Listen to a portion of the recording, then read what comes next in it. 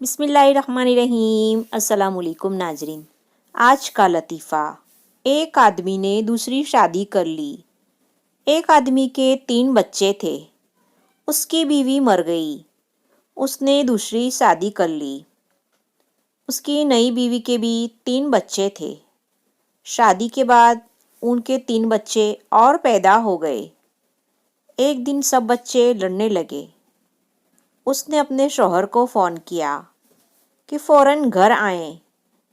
اس نے پوچھا کیا ہو گیا ہے جو اتنی ایمرجنسی ہو گئی ہے؟ بیوی نے جواب دیا، آپ کے بچے اور میرے بچے ہمارے بچوں سے لڑ رہے ہیں۔ 30 سالہ لڑکی: امی، کتنی عمر والی لڑکی سے شادی کرو گے بیٹا؟ 30 سال والی۔